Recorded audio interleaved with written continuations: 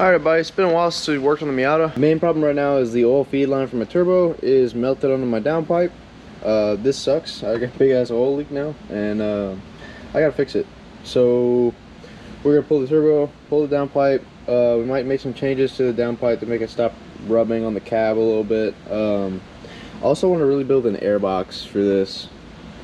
I don't know, I don't think I can use a big filter like this anymore, but even if I just had a turbo guard, that's fine. I kind of want to bring a piece of aluminum over here just to, you know, get some nice cool intake air from, I don't know, around here, and then I'm gonna have vents soon, so that'll breathe very well.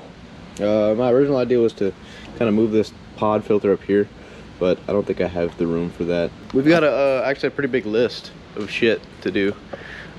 So main tuning issue right now is my intake air temp sensor is reading hot because it's right here. That should not be there. That should be in the intercooler. So every time I stop at a stoplight, the engine bay temp ends up heating up my intake air temp, and it does some fucky shit. My key broke. Here's my key. That's broken. I sat on it. I need to heat shield the downpipe. Kind of want to wrap it up in that shit, like the DEI wrap. I need to port the wastegate in the turbo. So if I look at this turbo, right, the wastegate, see the flap actually covers this big portion, so I need to drill out for that, and I need to give it a free path up through the turbo, up through, so I can breathe better. The turbo that's on right now is supported a little bit, but it's nowhere near enough. Then I can fix the tune, run APSI like I want to instead of 15 at Redline. I need to do an air dam and underpan. I need to buy an oil cooler. That's about it. But yeah, let's get to work. We're gonna start pulling off the turbo and exhaust.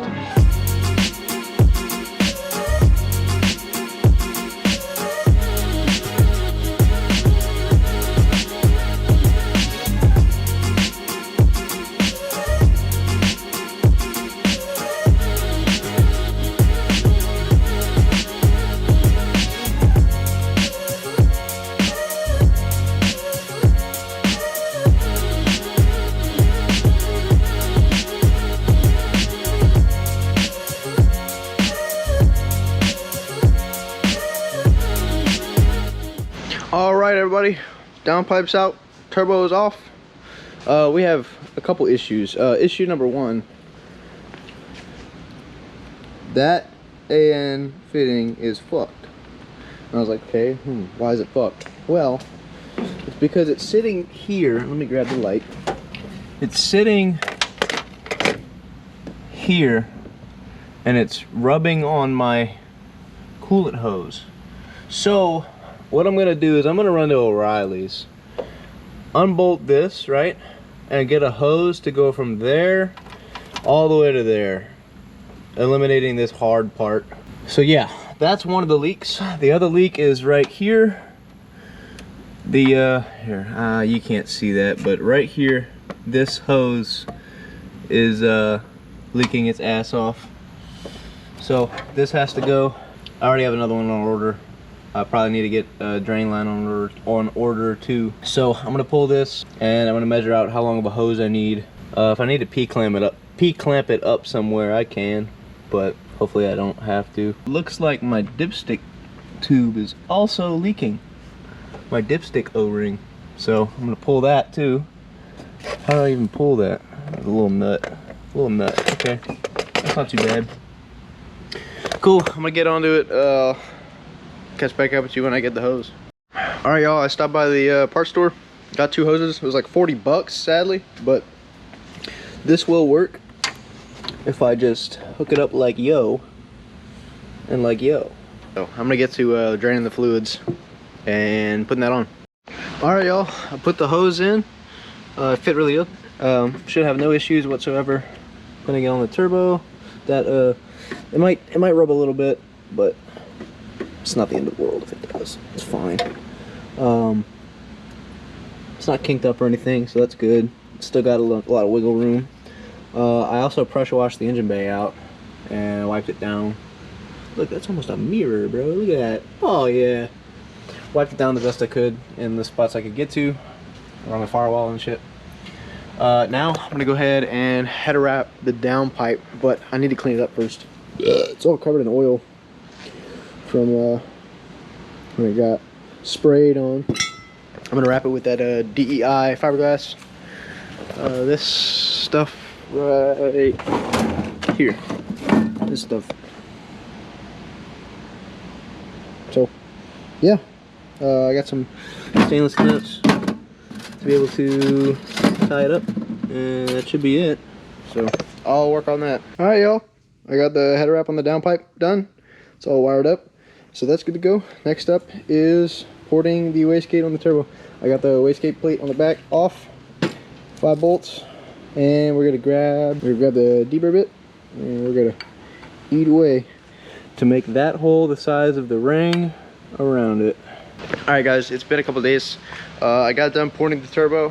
Here's a couple pictures. So yeah, I went ahead and threw it back on. I also made this air box and this slam panel. Tried my luck with the Mazda paint, and it didn't turn out too well. So I ended up going over it with spray paint, and I want to repaint this. I want to retry this one with the Mazda paint.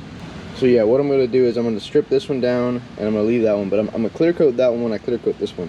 So I'm going to leave that one here, take this one out, strip it down, because you can see all the imperfections in it. Like, it's bad. Strip it down, prime it, sand it, probably sand it, then prime it, then sand it again, then come over it with the car paint and clear. So hopefully that works out. So yeah, let me get to that. Alright, y'all, my turbo feed came in. I made it up and hooked it all up, but ran it in a much safer spot now. So we're gonna have a 90-degree come out and go into the air box, and this hose is this way now. It might melt on the manifold. I'm kind of worried about that. I might get some heat sleeve for this hose, but yeah, we'll tweak the wastegate to where it's a little straighter now. Yeah, so next up, sanding this. Let's start the time lapse.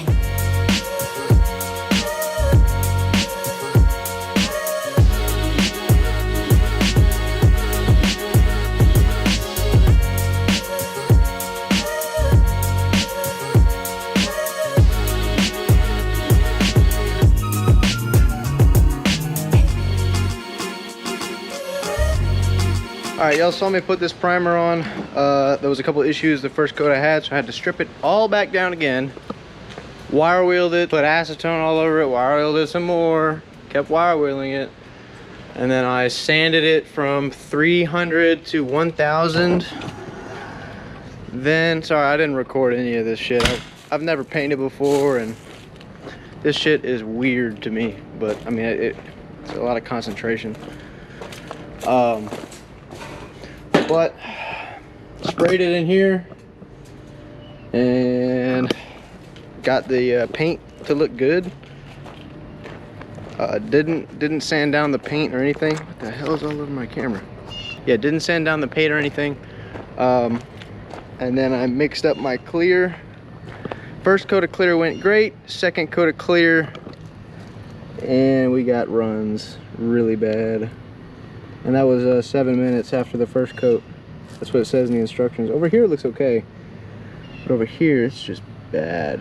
So I'll be resanding this clear. I also put 1 coat of clear on this spray painted piece of the airbox, and it turned out pretty good. The spray paint has its, you know, its orange peel, but it's really not even bad. Like, look, you can see the sky. So I'm happy with this piece.